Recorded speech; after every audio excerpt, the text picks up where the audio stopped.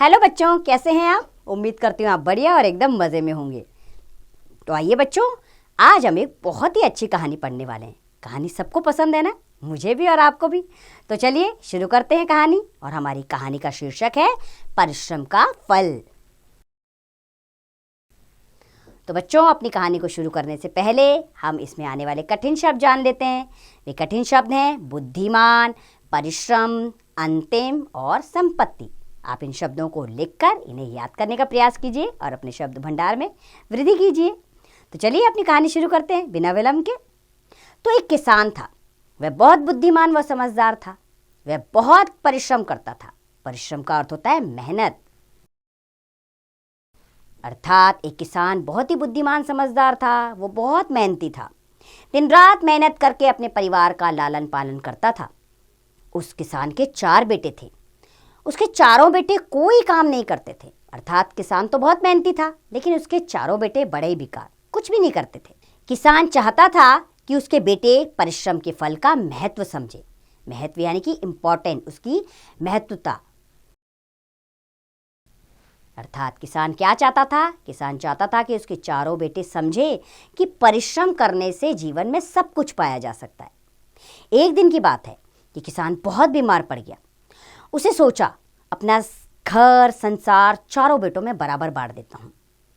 परंतु इससे पहले उसे एक तरकीब सूझी। तरकीब यानी कि योजना, उपाय। अर्थात उसने सोचा कि चारों बेटों में सब कुछ बांटने से पहले एक उपाय करता हूं। उसने अपने चारों बेटों को अपने पास बुलाया और उनसे बोला, अब मेरा अंतिम समय निकट आ गया है।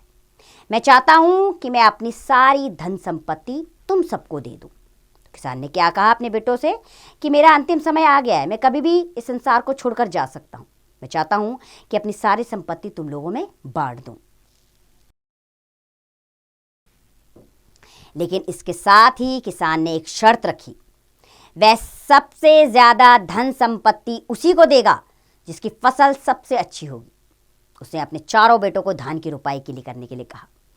उसने कहा कि मेरी शर्त है कि मेरी धन संपत्ति सबसे ज्यादा उसी को मिलेगी जो मेरा बेटा सबसे अच्छी फसल उगा कर देगा। चारों बेटे तैयार हो गए। सबने कुदाले उठाई। कुदाले क्या होता है?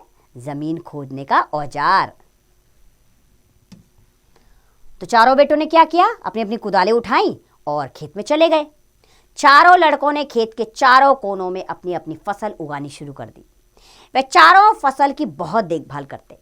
फसल के लिए सिंचाई का भी बड़ा ध्यान रखते। अर्थात पूरी दिन रात से मेहनत कर रहे थे। पानी का भी सही समय पर ध्यान रख रहे थे ताकि फसलों को सही समय पर पानी मिले और फसल अच्छी खासी हो जाए। अंत में उनकी मेहनत रंग लाई। चारों को उनकी फसल से प्राप्त अनाज के अच्छे दाम मिले। अर्थात जो फसल उगी उन्होंने उसे बेचा तो उन्हें बहुत अच्छे दाम मिल गए। उन्होंने पहली बार मेहनत से पैसे कमाए थे, जिससे किसान वो उसके सभी बेटे बहुत खुश हुए।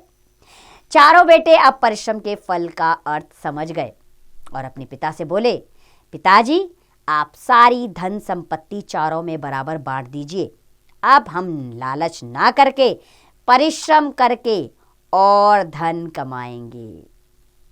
तो देखा बच्चों आपने, ये कहानी हमें क्या सिखाती है? ये कहानी हमें यह सिखाती है कि परिश्रम के बल पर हम जीवन में सब कुछ पा सकते हैं और आलस्य हमारे जीवन का सर्वनाश कर सकता है।